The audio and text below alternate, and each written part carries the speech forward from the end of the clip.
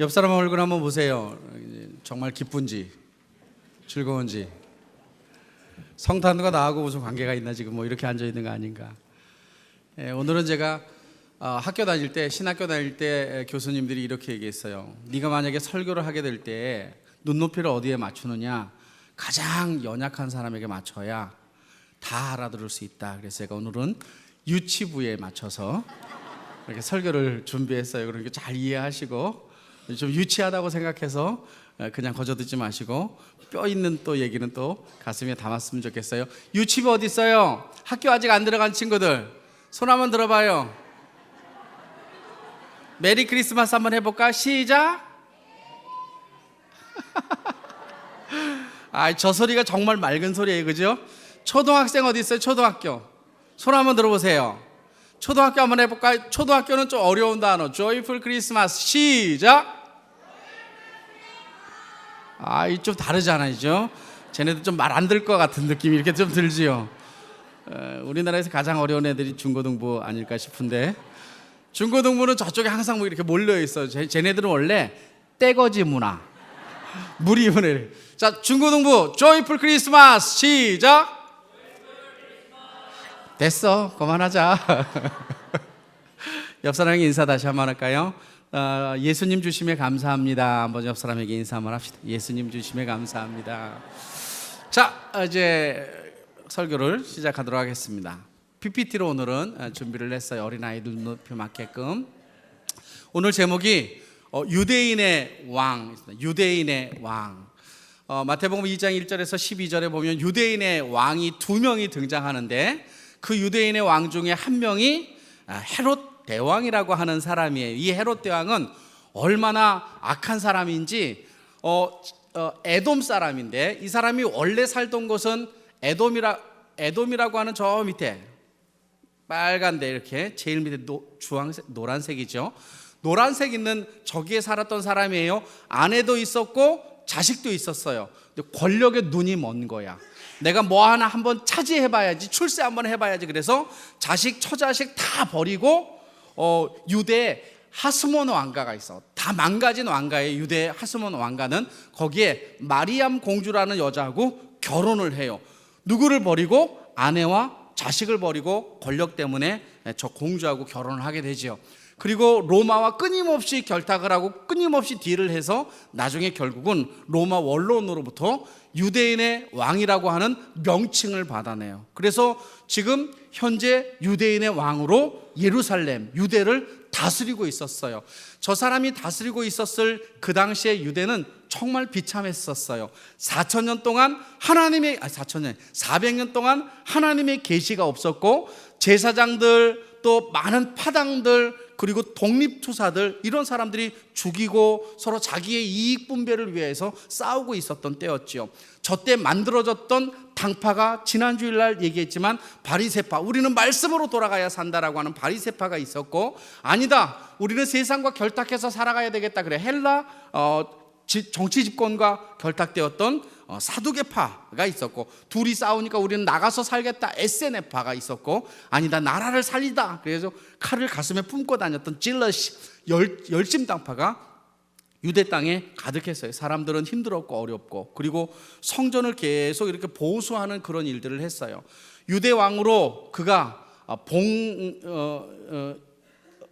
지명은 받았지만 저 사람은 에돔 사람이라고요. 이방인이에요. 유대인이 아니고 이방인. 그래서 유대인들의 환심을 얻기 위해서 저 사람이 했던 게 있는데, 예루살렘 성전을 확장시킨 거예요. 유대에는 4개의 성전의 명칭이 있어요. 하나는 솔로몬 성전, 그리고 이 솔로몬 성전이 무너지고 나서 스룹바벨이 다시 스룹바벨 성전을 재건했어요. 솔로몬 성전은 가장 작았고, 작은 성전을 크게 만들었는데 포로로 귀환해서 스룹바벨 성전을 만든 거예요. 근데 이 스룹바벨 성전을 확장한 게, 이게 헤롯이 확장을 했어요. 그리고 저기에다가 사우나장까지 만들고 씨름장까지 만들었어요. 저게 예루살렘에 있다 하여 예루살렘 성전이라고 그래요. 그래서 4개의 명칭을 가지고 있어요. 그러나 사람들에게는 호응을 받을 수가 없었죠. 이렇게 힘들고 어렵고 혼탁할 때 누가 등장했느냐? 예수가 등장한 거예요. 유대인의 왕이 등장했어요. 유대인의 왕이 있었지만 진짜 유대인의 왕을 하나님이 보내신 거예요. 근데 그거를 그 소식을 누가 가지고 왔느냐? 저 별을 따라왔던 동방의 박사들 3명이라고 그랬는데 거짓말이에요. 성경에는 3명이라는 말 없어요. 몇 명인지 몰라요. 황금과 유약과 몰약을 드렸기 때문에 3명이라고 말하지만 몇 명이 왔는지는 몰라요. 어쨌든 간에 제가 그림을 보니까 3명밖에 없어서 저렇게 3개 별을 따라왔어요. 별을 따라왔다라고 하는 것은 무엇으로 우리가 생각해야 되느냐면, 여러분, 목동들은 누가 나타나서 예수님이 탄생했다라고 이야기했어요? 천사가. 저 동방박사들은 어떤 게 나타나서? 별이. 누구의 계시? 하나님의 계시. 이렇게 봐야 되는 거예요. 그래서 별을 연구했던 동방의 박사들이 저 별을 따라서 예루살렘으로 향하고 있었죠. 저 사람들이 출발했던 곳이 있을 텐데 잠깐만. 있어요. 저기 페르시아에서 별을 연구했던 사람들이, 이 사람이 예루살렘에 와서 유대인의 왕 헤롯 대왕에게 뭐라고 얘기를 했느냐? 유대인의 왕으로 나신 이가 어디 계시냐? 우리가 동방에서 그의 별을 보고 그를 경배하러 왔다라고 이렇게 당당하게 외쳤어요. 깜짝 놀랐겠죠. 내가 왕인 줄 알았는데 유대인의 왕, 딱 그러니까 이 헤롯이 뒤집어진 거예요. 여러분, 헤롯은 정권을 얻기 위해서, 권력을 얻기 위해서 누구까지 버려요? 자기 전처와 자식들까지 버렸고, 놀랍게도 그 다음에는 마리암도 죽이고 그의 장모도 죽이고 그의 세 아들까지 다 죽여서 그런 정권에 목마른 사람으로 유대를 다스리고 있었던 거예요. 자기가 진정한 왕인 줄 알았고 자기 혼자만 유대의 왕인 줄 알았는데 왕이 나타났다는 거예요. 깜짝 놀랄 수밖에 없었겠죠. 근데 나타나서 저렇게 이제 물어보는 거. 같이 한번 읽어볼까요? 시작. 유대인의 왕으로 나신 이가 어디 계시냐? 우리가 동방에서 그의 별을 보고 그에게 경배하러 왔노라. 동방은 페르시아로 추측이 돼. 저들이 어떻게 별을 따라서, 그 별이 예수님인지, 그 별이 옛날에 유대인들이 예언했던 그 메시아인지 어떻게 알았을까? 너무나 간단하고 쉬워요. 그게 뭐냐면, 하나님이 이스라엘 백성을 특별히 북쪽은 아수르로, 남쪽은 바벨론으로, 나중에 포로로 이제 이관을 시키죠. 근데 그 속에서 포로로 살다가 돌아오지 않은 사람들이 있어요. 계시를 받고 메시아 대망 사상을 가지고 있었던, 우리 이스라엘을 회복할 메시아가 올 것이다라고 하는 예언과 그 말씀을 받았던 에스더라든지 모르게다라든지 다니엘 같은 경우는 직접 환상을 보지요. 저 사람들이 어디에서 살았어요? 계속 페르시아에서 계속 머물러 있었어요. 시간은 오래도록 흘러갔지요. 근데 저 이야기를 동방 박사들이 허투게 듣지 않았던 것 같아요. 동방에 샛별이 떠오르면 나라를 다스릴 왕이 하나 나타나겠다라고 하는 그런 이야기를 붙잡고 있다가 어느 날 별이 나타난 거예요. 그래서 그 별을 따라 오게 된 것이었죠. 민수기 24장 17절에는 그렇게 예언까지 되어 있어요. 같이 한번 읽어보겠습니다. 시작. 내가 그를 보아도 이때 일이 아니며 내가 그를 바라보아도 가까운 일이 아니로다. 한 별이 야곱에게서 나오며 한 규가 이스라엘에게서 일어나려. 저게 누가 가지고 있었던 사상? 유대인들이 가지고 있었던 사상. 유대인들은 항상 자기를 이끌어갈 목자가 나타날 것이다, 메시아가 나타날 것이다, 자신들의 왕이 나타날 것이다 라고 하는 그런 생각을 가지고 있었었죠. 그런데 그들이 진짜 유대인의 왕이 나타났다라고 말하니까 어떻게 했느냐? 헤롯 왕과 온 예루살렘이 소동했다 그랬어요. 저 소동하다라는 단어는 무슨 단어일까요? 저 소동하다라는 단어는 이럴 수가 경악을 한 거예요. 깜짝 놀란 거. 아니 어떻게 그럴 수가 있어? 그 일이 정말 사실로 일어날 수가 있단 말이야? 이렇게 경악하고 소동이 벌어졌죠. 근데 그들은 사실 모르고 있었던 게 아니에요. 유대인의 왕이 나타날 거라는 거, 메시아가 나타날 거라는 거 모르고 있지 않아. 다 알고 있었어요. 헤롯 왕이 불렀어요. 그런 이방인이었기 때문에 잘 알고 있을 것이다 라고 생각했었던 서기관과 제사장들을 부른 거예요. 4절에 보니까 같이 한번 4절만 읽어볼까요? 시작. 왕이 모든 대제사장과 백성의 서기관들을 모아 그리스도가 어디서 나겠느냐 물었어요. 대제사장과 서기관들 유대인들이고 저들은 전통적으로 메시아 대망 사상을 가지고 있었던 사람들이에요. 그들이 몰랐으면 문제가 되었는데 알았단 말이에요. 5절에 보니까 이르되 유대 베들레헴이오니 이는 선지자로 이렇게 기록되었다. 어디에서 날 것까지 그들이 알고 있었어요. 저것은 사실은 성경에 기록된 계시죠. 같이 한번 6절을 읽겠습니다. 시작. 또 유대 땅 베들레헴아 너는 유대 고을 중에서 가장 작지 아니하도다. 내게서 한 다스리는 자가 나와서 내 백성 이스라엘의 목자가 되리라 하였음이라 라고 하는 이미 예언을 그들은 다 알고 있었음에도 불구하고 메시아가 올 것에 대한 기대조차도 하고 있지 않았는데 어느 날 그가 왔다는 이야기를 들은 거예요. 깜짝 놀랐죠. 여러분, 우리도 지금 주님이 오신다는 얘기 들었지요. 그죠? 우리도 알고 있지요. 그죠? 주님 오시면 우리도 알아차리겠죠. 그때는 구름 타고 오시니까. 그죠? 근데 중요한 거는 저 친구들은 먹고 사느라고 관심이 없었단 말이에요. 관심. 유대인의 왕에 대해서, 메시아에 대해서 관심이 없어요. 현실적인 문제 때문에. 우리는 어떤가요? 우리는 주님이 다시 오신다라고 하는 그 약속을 가지고 우리가 살고 있는데, 우리도 그 주님의 나라를 바라보고 다시 오실 왕을 바라보고 살아야 되는데 우리는 현실 속에서 그렇게 묻혀 살아가는 것은 아닐까. 알지만 준비되지 못하면 낭망할 수 있다라고 하는 거예요. 결국 그들은 준비하지 않았어요. 알고 있음에도 불구하고 준비하지 않았죠. 이 헤롯 왕은 어느 정도였느냐? 그는 준비만 하지 않을 뿐만 아니라 예수를 죽이려는 계략까지 세웠어요. 마태복음 2장 8절에 보면 가서 아기에 대하여 자세히 알아보고 찾거든 내게 고하여 나도 가서 그에게 경배하다라고 하는 것은 손등을 핥다, 손등에 뽀뽀하다 이런 뜻이에요. 그러니까 경배는 무릎을 꿇고 그의 손등을 빨다 이런 뜻이에요. 하인이 주인에게 하는 거예요. 우리가 하나님께 예배한다라는 개념이 그런 거예요. 당신은 나의 주인이고 나는 종입니다라고 하는 표현이 어디에서 나오는 거예요? 예배 시간에 나오는 거예요. 겸손하게 무릎을 꿇는 게 이게 예배인 것이죠. 근데 실상은 헤롯이 경배하려고 동방박사들에게 이렇게 물어본 것이 아니라 13절에 보니까 아기를 찾아 죽이려고 그가 계획을 품은 것이었죠. 우리가 이 동방박사가 헤롯과 대화를 나누고 다시 별의 인도를 따라 한 집에 도착하게 돼요. 여러분, 제가 질문해 볼게요. 천사들이 예수님을 방문했을 때 예수님은 어디에 계셨어요? 누가복음에 보면 예수님은 어디에 계셨어요? 말구 위에 계셨다고 그랬죠. 그때 마리아가 아이를 낳고 말구 위에 있었어요. 동방박사가 예수님을 찾아왔을 때 예수님은 어디에 있었죠? 말구 위에 있었을까요? 집에 있었어요. 집에. 동방박사가 예수님을 찾아왔을 때와 천사가 예수님을 찾아왔을 때하고는 기간이 2년 정도 차이나 날 정도로 학자들은 봐요.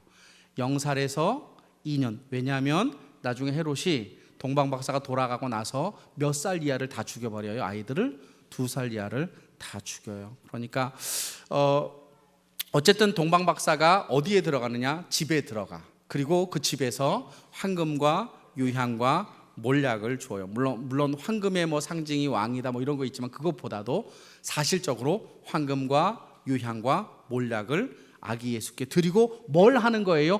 경배를 하는 거예요. 경배. 그를 누구라고 경배하는 거예요? 오실 유대인의 왕이라고 경배하는 거예요. 유대인의 왕은 2명이었어요. 그죠? 우리가 처음에 살펴봤을 때 처음에 자기 자리를 위하여 모든 것을 죽인 왕, 유대인의 왕 헤롯이 있었고, 또 자기 자리까지 버리면서 생명을 구원하기 위하여 이 땅 가운데 오신 유대인의 왕 예수, 아기 예수로 오신 예수 두 분이 계시죠. 그죠? 진정한 왕은 누구예요? 예수 그리스도죠. 그죠? 믿습니까? 정말 믿습니까? 그분이 나의 왕인가요? 자, 동방박사들은 유대인의 왕으로 오시는 그 메시아를 믿고 그 별을 쫓아왔어요. 그죠? 유대인의 왕을 찾아가는 동방박사. 그들은 유대인의 왕으로 누구를 믿었던 거예요? 예수 그리스도를 믿었던 거죠. 아기 예수를 믿었던 거예요. 누구로 믿었다고? 유대인의 왕으로. 여러분도 예수님을 유대인의 왕, 나의 왕으로 지금 믿고 있는 거죠. 그죠? 그러면 동방 박사들이 예수님을 유대인의 왕으로 믿고 그 별을 쫓아올 때 하나님이 그들에게 독특하게 베푸신 것, 예수가 나의 왕이고 유대인의 왕이 나의 주인이다라고 하는 사람에게 나타나는 독특한 세 가지 모습이 있어요. 제가 그걸 오늘 여러분하고 이야기를 딱 하려고 그래요. 그 왕을 믿는 자들에게 하나님이 주시는 거. 이쁜 아이가 딱 있네요. 그죠? 정말 예수가 우리의 왕인가요? 근심이 없나요? 두려움도 없나요? 세상 것 혹시 예수님보다 세상 것 쫓아가고 있지 않나요? 옆 사람 얼굴 다시 한번 보세요. 물어보세요. 당신 정말 예수님이 당신의 왕입니까? 물어보세요. 예수님이 당신의 왕입니까? 물어보라니까 왜 안 물어봐요? 여쭤보세요. 정말 예수님이 당신의 왕입니까? 그러면 예수가 나의 왕이었던, 예수가 유대인의 왕이라고 믿고 따랐던 동방 박사들에게 어떤 모습이 있었느냐면, 첫 번째 이런 모습이 있었어요. 그들은 삶의 목적이 분명했다는 거예요. 삶의 목적이 분명해. 뭘 보고 따라와요? 오직 별만 보고 쫓아와요. 잘 보세요. 2절에 보니까 유대인의 왕으로 나신 이가 어디 계시냐? 우리가 동방에서 그의 별을 보고 그에게 경배하러 왔다 그랬어요. 뭐 하러 왔어요? 경배하러 왔죠. 우리가 예수님을 왕이라고, 하나님을 나의 구주라고, 하나님을 나의 왕이라고 말은 하지만 정말로 그분을 경배하는 그 삶이 나의 삶의 목적일까? 우리가 이렇게 예배 시간에 나와서 예배를 드리지만 정말로 내가 그분 앞에 그의 손등에 무릎을 꿇고 입술을 대는 그런 경배의 삶에 나의 마음이 집중되어 있을까? 우리는 어쩌면 알지만 준비되지 못해 만나지 못했던 그들과 같은 삶의 모습을 살아가고 있는 것은 아닌가. 너무나 익숙해져서, 너무나 우리가 자주 했기에, 진정으로 우리의 왕이신 그분을 경배하기에 우리가 등한히하고 있는 것은 아닌가. 우리 자신을 한번 돌아볼 필요가 있겠죠. 그래서 그들은 우리가 그에게 경배하러 왔다라고 분명한 목적으로 이야기했다는 거예요. 여러분, 예수가 왕이면 삶의 목적이 분명해야 되지 않겠습니까? 그죠? 주님을 향한 삶으로 우리의 삶의 목적이 분명해야 하겠죠. 네, 저기 숨은 그림 찾기. 저 친구가 누구지요? 혹시 아세요? 저 친구? 응? 누굴 것 같아요? 예? 누구요? 도연이 아니에요. 안병원 전도사예요. 저기 이제 유전도사도 있고, 우리 이창렬 전도 목사님은 어제 저녁부터 사진으로 많이 이렇게 등장을 했는데, 제가 이제 저분들 사진을 이렇게 올린 건 뭘 올렸느냐면 이런 거죠.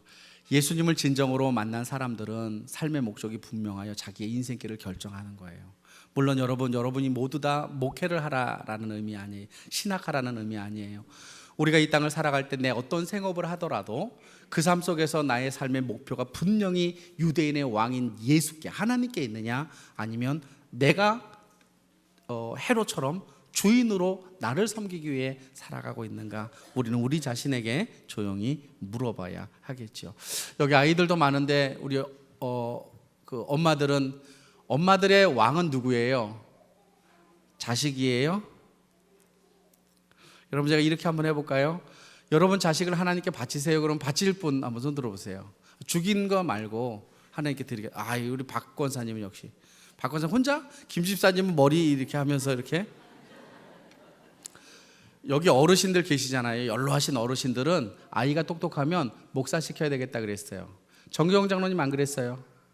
이 권사님, 자녀가 이렇게, 이상순 권사님, 자녀가 어려서 믿음 생활하면 하나님께 드려야 되겠다 이런 생각 했어요, 안 했어요?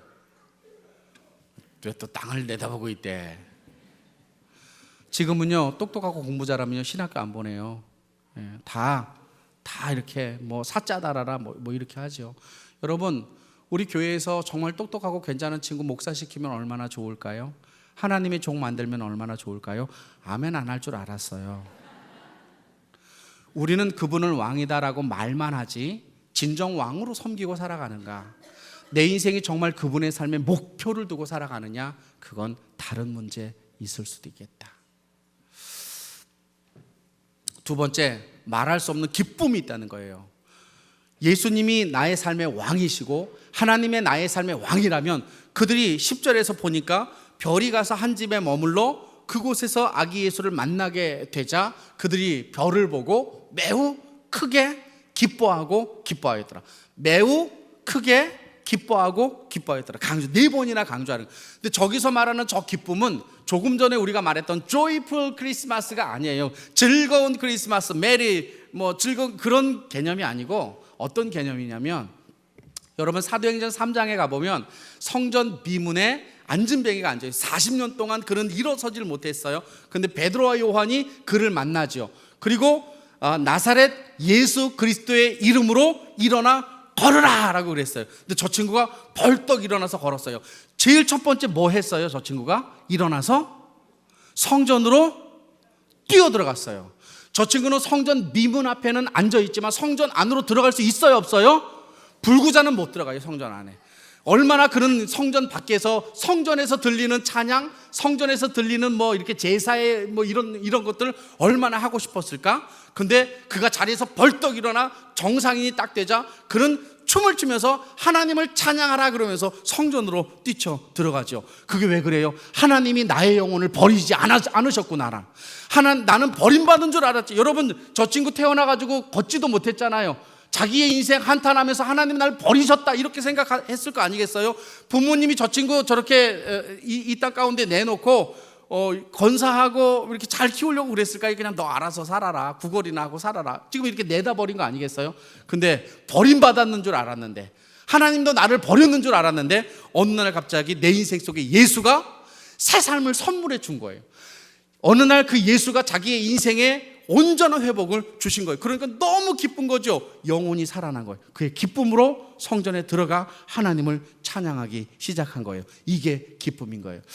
조금 전에 제가 찬양할 때 보니까 찬양 진짜 힘들다 오늘. 제가 여러분은 느끼지 못했는지 모르죠. 저는 영적으로 그런 걸 좀 느껴요. 이런 것들은 눌림이 있다. 우리가 지금 옆 사람 한번 보세요. 눌림이 있나 없나 보세요. 있는 것 같아요? 없는 것 같아요? 있었죠? 그죠? 누가 그랬어요?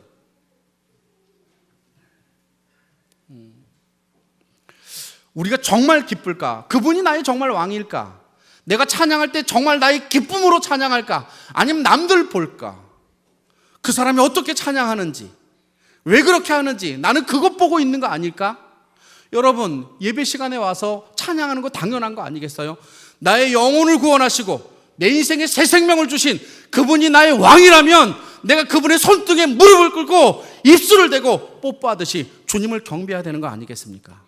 누가 시켜야 해서 하겠습니까? 우리가 정말로 주님을 나의 왕이라고 알고 있다고요? 아는 것 중요하지 않습니다. 내가 정말로 그분을 나의 왕으로 섬기고 그분 앞에 나의 삶을 드려서 내 삶의 그 기쁨이 예배 시간마다 넘쳐나면 얼마나 좋을까요? 주의 성탄의 놀라운 기쁨을 저와 여러분이 느끼기를, 누리기를 간절히 소망합니다. 첫 번째는 뭐라고요? 삶의 목적이 분명해지는 거예요. 예수가 유대인의 왕이 나의 왕이면 삶의 목적이 분명해지는 것이고, 두 번째가 뭐라고요? 말할 수 없는 기쁨이. 옆 사람 얼굴 다시 한번 보세요. 말할 수 없는 기쁨이 있는지. 말하기 싫은 기쁨이 지금. 그래서 웃지 않아도, 환경이 어려워도 우리의 삶에는 그 누가 누리지 못하는 그 기쁨이 우리의 삶 가운데 있는 줄로 믿습니다. 마지막으로 세 번째, 하나님의 인도하심을 받는다. 여러분, 하나님이 나의 왕이라고 고백하고 이렇게 믿는 사람은 하나님이 인도해 주실 줄로 믿습니다. 두려워하지 마세요. 광야를 나왔던 이스라엘 백성도 하나님이 40년 동안 하루도 빠지지 않고 인도해 주셨어요.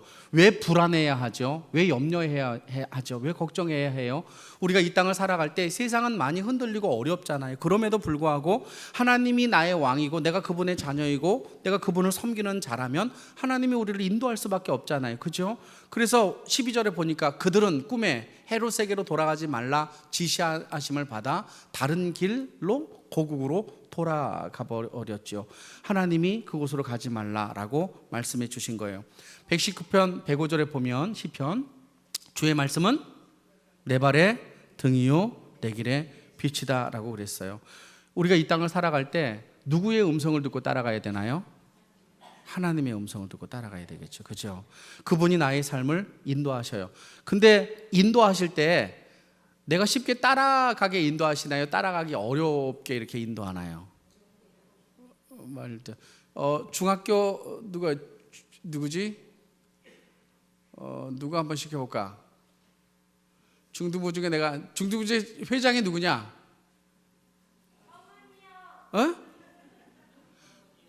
성은이? 김성은이? 김성은이 어디 있어? 성은아 일어나 봐라.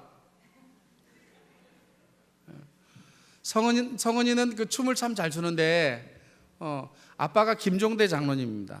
아빠가 성은이에게 제가 한번 이렇게 질문 한번 해볼게요. 아빠가 너에게 무엇을 시키면 하기 쉬운 걸 부탁하든 하기 어려운 걸 부탁하든 하기 쉬운 거 부탁해. 그러니까 네가 아빠가 뭐 시키면 이렇게 막 하지, 그지? 근데 너는 그렇게 부탁하면 하니 안 하니? 해. 떨지 말고. 아빠가 미안한데 아빠가 너에게 공부하라고 이렇게 많이 부탁하지 않았을까? 했지.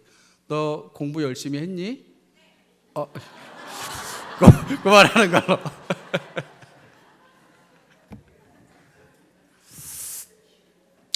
하나님의 말씀을 따라 살아간다는 것은 앞을 모르는 우리의 인생이 앞길을 말씀을 붙잡고 따라간다는 것도 사실은 쉽지 않습니다.